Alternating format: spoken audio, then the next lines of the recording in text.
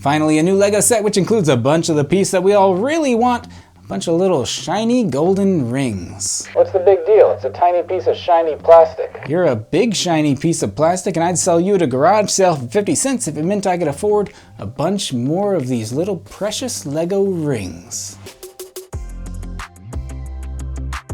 Hello all, I'm Josh, this is Josh Build Stuff, and today we're talking about another new set from LEGO Marvel Shang-Chi. Again, the movie has not yet been released, and so we're gonna make some assumptions. This is set number 76177. It comes in at an even 400 pieces, is suitable for ages 8+, and costs a cool $40 here in the US. This set is called Battle at the Ancient Village, but again, the movie's not out yet, so I don't know what the Ancient Village is or what battle it is that is supposed to be taking place here. Also, you would assume with a name like that, this would be more of a play set, but it is definitely just a dragon and a couple of minifigures, which I'm not complaining about because those pieces of this set are very well done. Also, what may be the most important part about this set. Like I said, LEGO's come out with 2 new Shang-Chi sets, each of which come with a bunch of little rings, and this is from Shang-Chi, the Legend of the 10 Rings, and so my only goal in buying those 2 sets was to hopefully acquire 10 little golden LEGO rings, and I can say happily that you can do that by buying those 2 sets. This set comes with 6 of those little rings.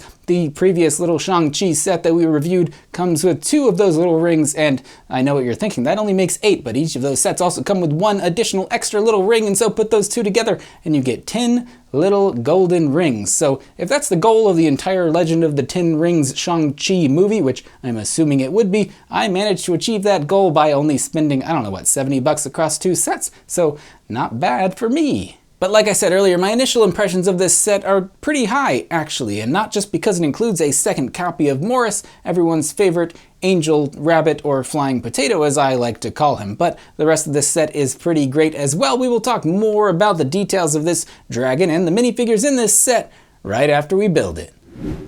The build for this set, again, not a playset, it's really just the only thing that you build here is the dragon itself, which was actually a pretty interesting build. For someone like myself who does not buy a lot of Ninjago sets, which I know contain a lot of dragons, this is a pretty interesting, pretty unique building experience for me. It could be similar to stuff that LEGO has done before, but like I said, it is unique to me. A lot of the sections of this dragon are built completely inverted, which is really cool. There's a bunch of different articulatable joint pieces used here. Of course, the head is my favorite piece because it's basically, I don't know, what I would consider a LEGO sculpture, and it's very well done in my opinion. Overall, the build comes together rather quickly. It is just full of a bunch of tiny pieces, but there were a lot of really cool building techniques used. Also, there's a lot of stickers involved here, and they're placed onto curved pieces, which isn't as much fun, but overall the build is a lot of fun.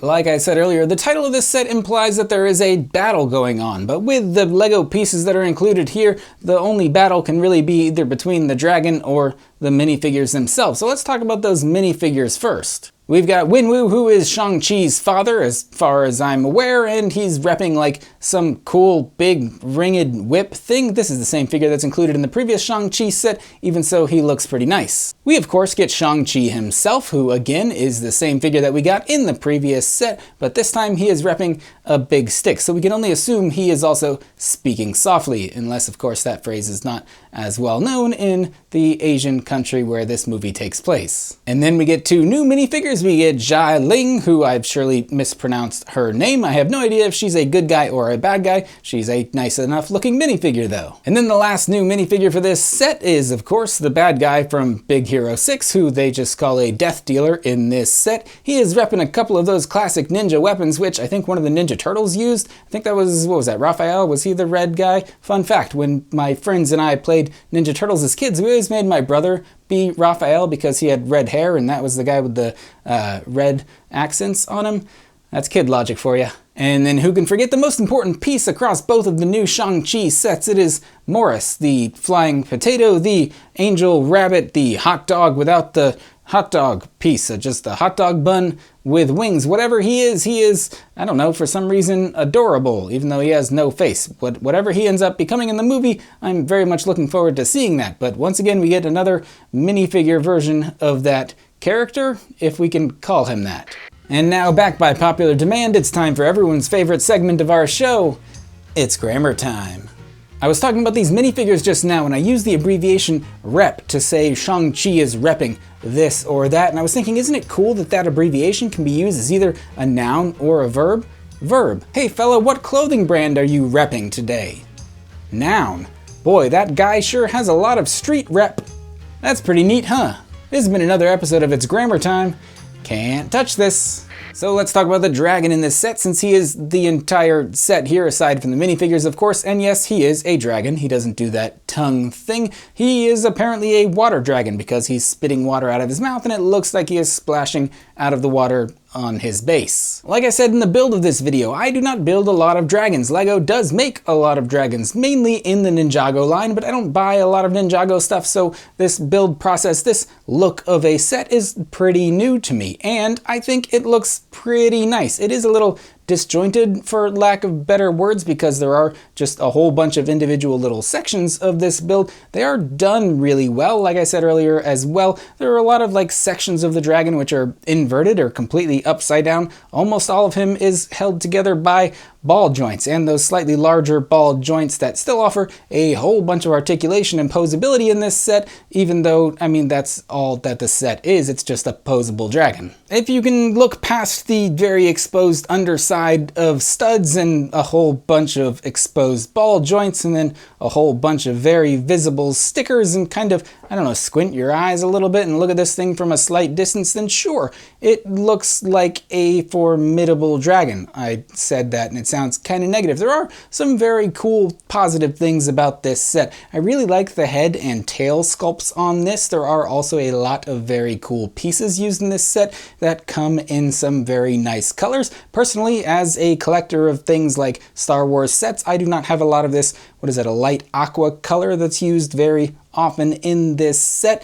And what I think is my favorite part of this build is the head sculpt, particularly around the dragon's eyes. The eye pieces themselves are very cool looking. There are flippers used as, I don't know what you would call that, on the back of the eye, and then even like a car fender piece is used as his eyebrows, again, for lack of better words. This dragon does look very traditional Chinese dragon, and I assume it looks like the dragon that will be depicted on screen once that dragon gets revealed. In the Shang-Chi lore, I believe this dude is called the Great Protector, at least that's what I could find online. I did not look for real pictures of this dragon because, again, I don't want to spoil anything about the movie for myself. I have no idea what role this dude plays. He is called the Great Protector, so I assume he is more of a good dragon, a benevolent dragon, and a large dragon, as one can assume by his size compared to the size of the minifigures here. Though if we weren't comparing him to the minifigures included here and just comparing him to me, who is not a minifigure, despite a lot of rumors going around online, I am not a minifigure. If he were compared to just me, I think that would be a super cool size of dragon to have, though that may be a little too similar to the whole Mushu dragon from Mulan, though it would be cool to see a little version of this dragon hanging out with Shang-Chi, but I guess I want a live action Mulan movie, which I guess they made. I never watched it. Is it any good? Let me know in the comments down below if the live action Mulan movie is worth watching. This dragon can be removed from his base, and when you stretch him out lengthwise, he's actually a pretty good sized Lego set. Again, it's $40, so I don't know if it is like a formidable, substantial enough set to justify that price tag, but you know, you can take him out and move him around, although he isn't really, I don't know, playable with at that point. You can set him down, but he perpetually has this one little pin in the base of his centermost torso piece. That is what connects him to the base, and so without that, he is kind of not really, I don't know, playable with. Able to be played with. Don't end sentences with prepositions, kids. We'll save that for another It's Grammar Time. The box also shows a couple of minifigures standing on either side of the water spouts on the sides of this dragon, which I have no idea if that kind of thing takes place in the movie. It would be a little weird if Shang-Chi and his dad stood across from each other on spouts of water while a giant dragon flew by and Wen-Wu was waving around a bunch of rings and Shang-Chi had nothing more than a stick with which to defend himself. That's how you use a preposition right there. So I don't understand the context of this set. But you don't need the context of this set to enjoy it, though it would probably help, and it would also help if this set I don't know, looked a little better. I just can't get over the number of stickers and just the amount of exposed undersides of studs across the individual sections of this set. Overall, no one's gonna question what this set is supposed to be, but I don't know, maybe I'm not an avid Dragon Lego set collector, and I'm not the target audience for this one. So overall, yes, there are some goods, some bads, and some weirdnesses to this set, and if you ask the ultimate question of, is this set worth $40? I don't know. It's really hard to say. I'm on the fence about that one. It really depends on your personal situation. Maybe you like Lego dragons, maybe you're in search of light aqua pieces, maybe you are very much looking forward to the Shang-Chi movie, but without some combination of those things, I don't expect that this set will sell particularly well. So let me know in the comments down below what you think about this set. Maybe you disagree with me and you think this is the next best thing to sliced bread, which is a frightening phrase for our friend Morris here because he often identifies as a loaf of bread. Or maybe you're like me and you're just getting these sets for a couple of these precious, precious little golden rings. Sorry, something's in my throat. My precious, precious gold rings. As always, I hope you enjoyed this video. If you did, be sure to like, subscribe, and tell your friends. And if you'll excuse me, I've got to go buy about, I don't know, a couple million more of these little gold Lego rings so I can dive into them like Scrooge McDuck, who is also getting his own new BRICKSET set later this year. So that's exciting. I'll see you next time.